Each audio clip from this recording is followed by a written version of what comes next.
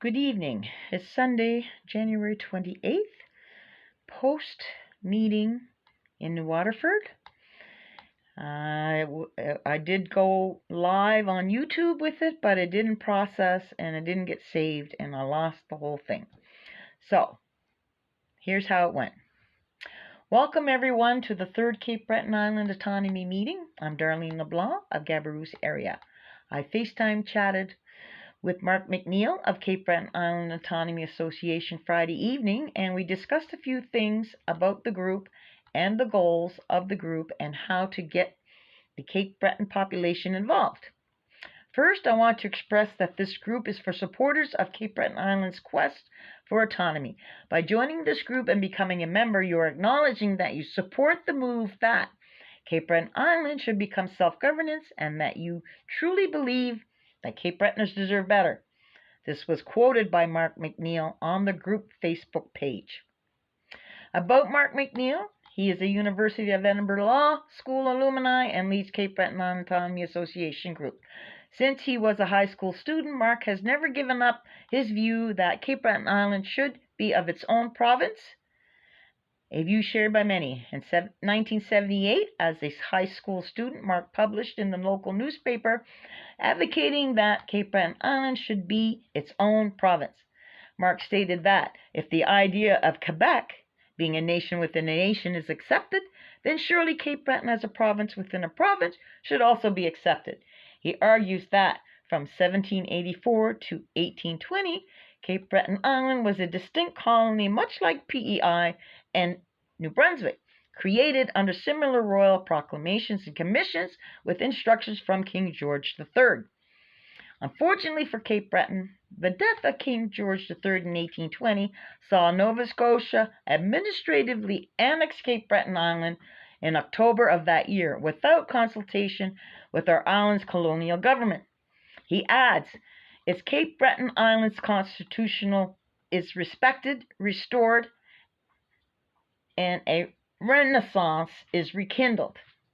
Cape Breton Island sought to pass legislation to raise revenue and finance public projects to accommodate the needs of its growing population, McNeil said.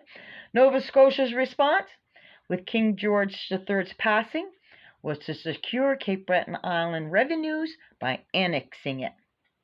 But McNeil argues Cape Breton Island's colonial constitution was never rescinded. The constitution of the executive authority in each of the provinces of Nova Scotia and New Brunswick shall, subject to the provisions of this act, continue as it exists at the Union until altered under the authority of this act. That's Part 4, Section 88 of the British North American Act. However, despite the island's colonial charter or constitution bestowed on it by King George III, Cape Breton Island's attempt to call its legislature together were never allowed by Nova Scotia, and we were subsequently annexed without our consent. Mark stated that this was an arbitrary administrative action by Nova Scotia, and there is no reference to Cape Breton Island Colony's constitution, including our right to a government executive and legislature, to have ever been repealed, and it's like a dormant constitution that Nova Scotia took from us, never repealed, and thus is held within Nova Scotia's constitutional patrimony, heritage. Cape Breton Island's constitution within Nova Scotia has been protected by the British North American Act of 1867 and gives the island standing to call for the restoration of its provincial constitution. Cape Breton Island should be treated as a province and have its ancient royal charter recognized. Cape Breton would have a better chance economically developing if it were its own entity instead of being a subrogated colony. Even the money Nova Scotia receives as equalization payments from the federal government has not been used to better help Cape Breton Island grow.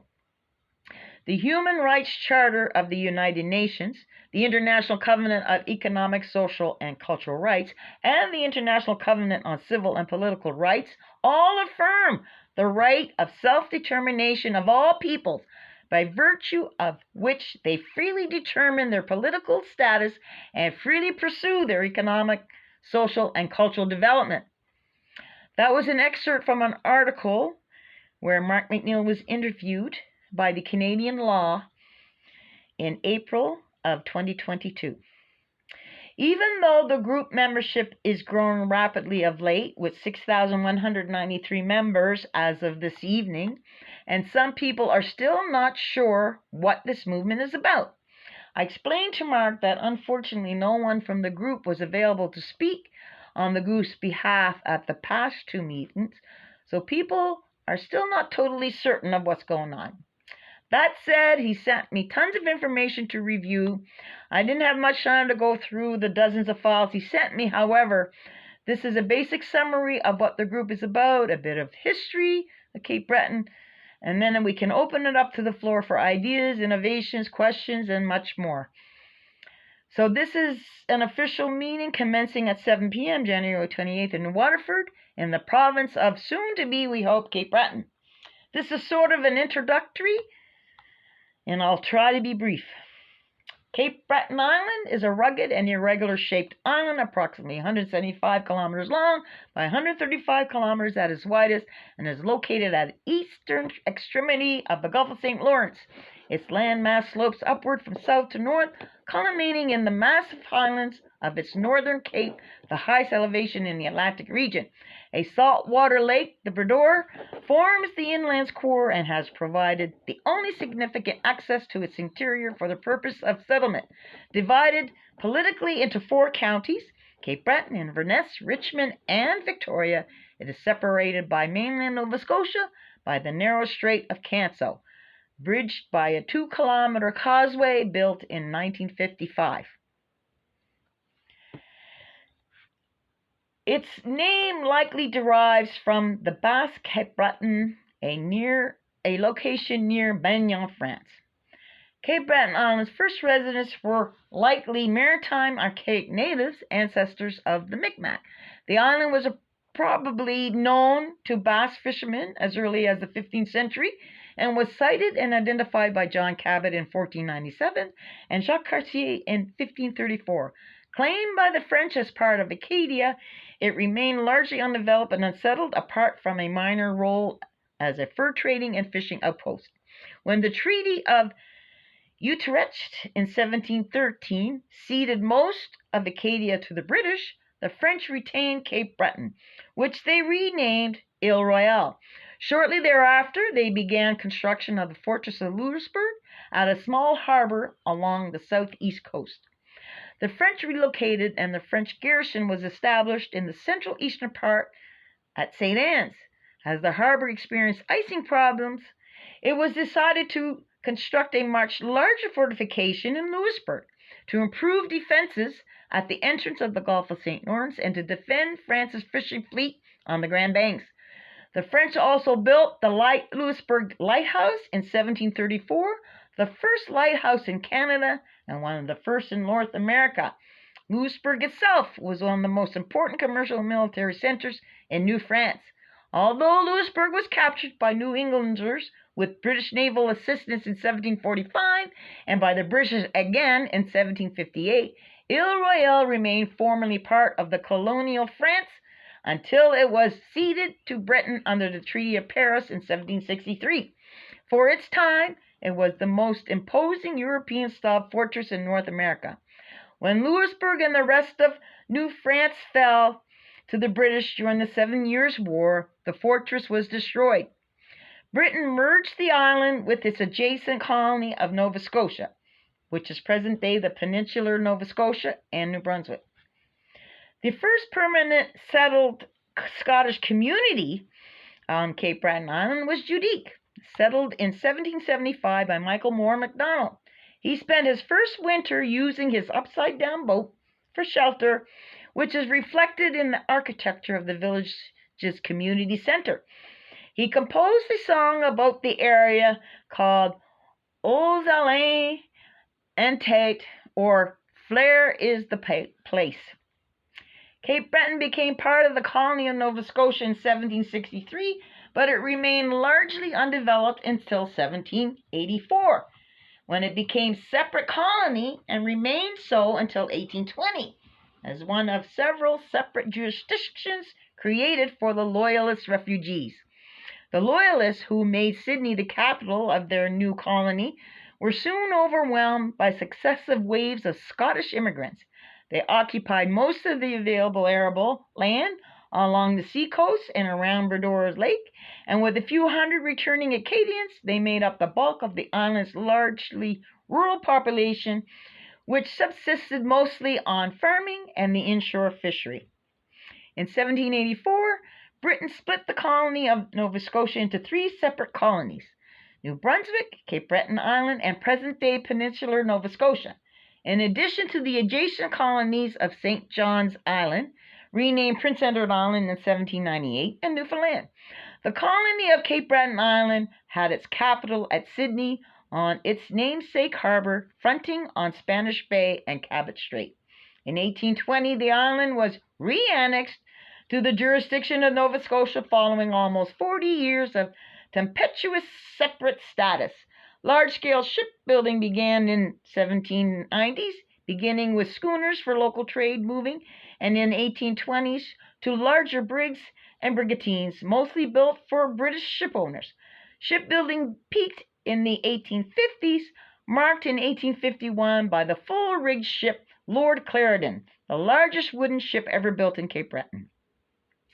During the first half of the 19th century, Cape Breton Island experienced an influx of Highland Scots, numbering approximately 50,000 as a result of the Highland clearances. Today, the descendants of the Highland Scots dominate Cape Breton Island's culture, particularly in rural communities. To this day, Gaelic is still the first language of a number of elderly Cape Bretoners. A campaign of violence and intimidation by the provincial school board led to the near extermination of Gaelic culture. Cape Breton has a proud Scottish heritage that finds expression in lively performing arts and a commitment to maintaining traditional crafts. The growing influx of English-dominated media from outside the Scottish community saw the use of this language erode quickly during the 20th century. Following his successive invention of the telephone, Alexander Graham Bell acquired land near Baddeck in 1885 and established a summer estate complete with research laboratories working with deaf people, including Helen Keller, and continued to invent. Baddeck would be the site of his experiments with hydrofoil technologies, as well as the Aerial Experiment Association, financed by his wife, which saw the first powered flight of the British Empire when the Aerial Experiment Association Silver Dart took off from the ice-covered waters of Bredor Lake. The emergence of a vital and expansive coal mining industry from the 1830s and on completely transformed the island's economy. The mines surrounding Sydney Harbour attracted the excessive population of the already overpopulated rural areas and weighted the island towards the industrial base emerging in Cape Breton County. While the area was the most dynamic growth zone in Atlantic region up to World War I, its boom was short-lived. When the coal mines were depleted and the steel became obsolete, the Central Canadian capitalists, who had come to dominate the industrial advance, abandoned the area for greener fields, leaving the industrial sector to survive on a succession of inadequate subventions, grants from federal and provincial governments. The result was a heritage of industrial decline, labor unrest, and a massive out-migration. There are several important educational and cultural institutions in Cape Breton, such as the St. Anne's Gaelic College since 1938, Cape Breton University in Sydney, that was established in 1951 as Xavier Junior College, and CBU in 2005. Also, the Miners Memorial Museum in Glace Bay, Alexander Graham Bell Museum in Baddeck, Fortress of Louisbourg, a magnificent reconstruction of the 18th century site that was started in 1961. Cape Breton Highlands Natural Park preserves the rugged beauty of the island's northern cape, around which curves the scenic Cabot Trail. Cape Breton's status as a province within a province is irrefutable. As an island with a distinct social, cultural, and political history, It is a land and people who were unceremoniously annexed not once but twice by Britain and the colony of Nova Scotia in Canada's brief pre-Confederation history. We were also previously twice a part of New France and a colony of France. If our Prime Minister's logic holds that Quebec is a nation within a nation, then it must also follow that Cape Breton is a distinct province within a province. Today, Nova Scotia's annexation of Cape Breton remains constitutionally questionable. Under international conventions on human rights, we can hold an island-wide plebiscite with a good turnout and a strong vote in favor of the return of our Constitution that we had whilst in union with Nova Scotia joining Confederation. That Constitution was preserved under the British North American Act of 1867.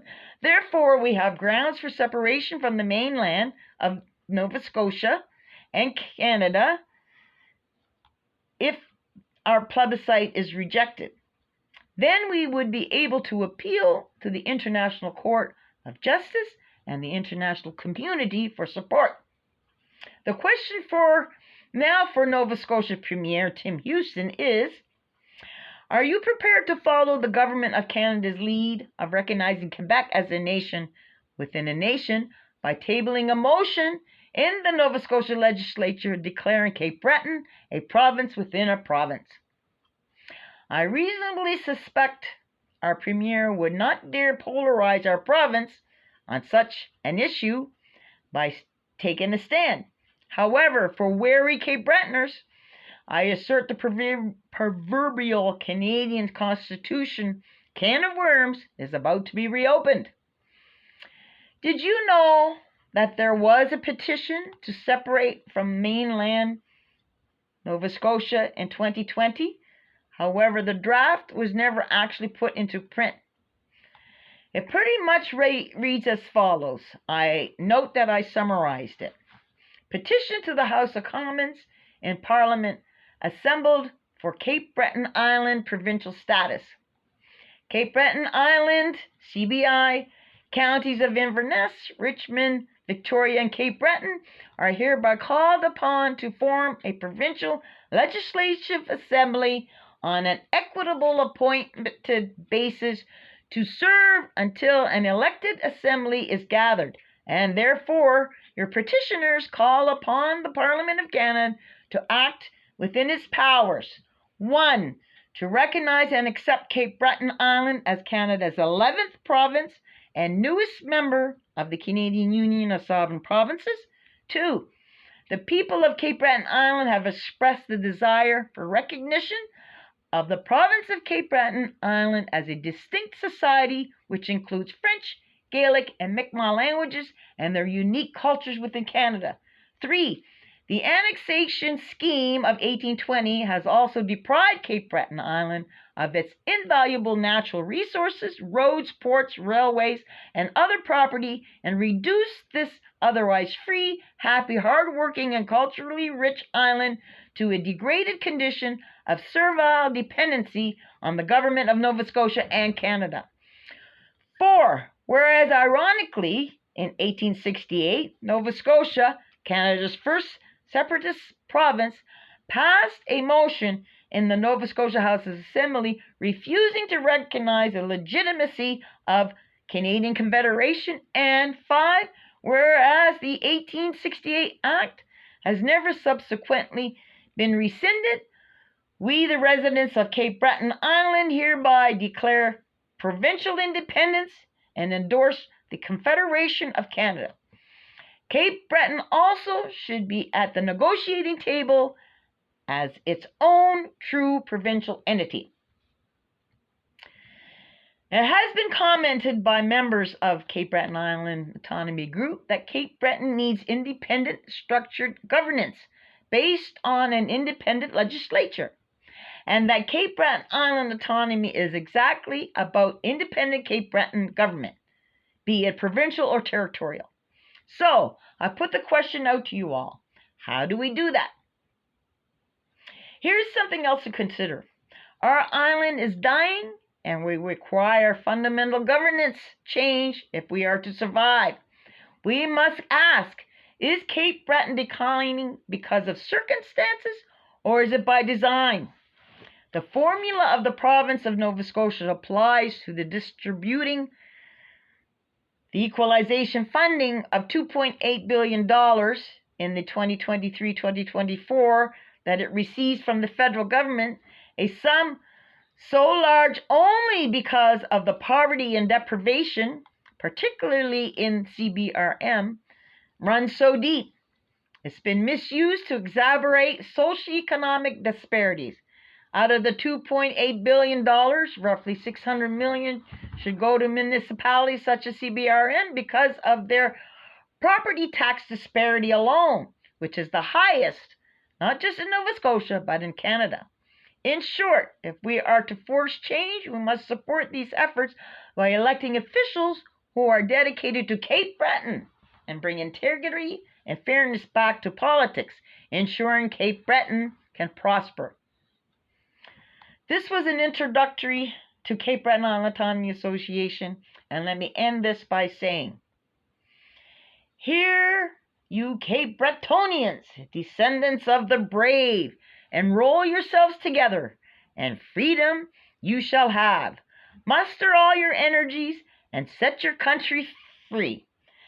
Despised by Nova Scotia, no longer shall you be. That was from a news post in an early Cape Breton newspaper called The Spirit of the Times in 1844. Okay, so after that introductory, it was open to the floor and the issue of Nova Scotia equalization was discussed, and it's unclear how the money is divided. So someone volunteered from the group that was there this evening, and they're going to investigate that, try to figure out how it's divided, what we get, is it by percentage or what, and how much does Cape Breton actually get. And they will report back to the group with that information.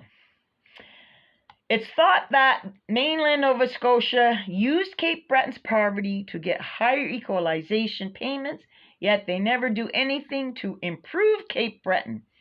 If so, then they would not get the higher equalization payments. Also, the topic of property taxes was brought up, and how Cape Breton has the highest property taxes not only in Nova Scotia but in Canada. The meeting was adjourned at approximately 7:30 p.m. It's unknown at this time when the next meeting for Cape Breton Island Autonomy Group will be, but when it does come to be, hopefully Mark McNeil will be back in Cape Breton and he can host that next meeting. Until then, good night. Meeting officially adjourned.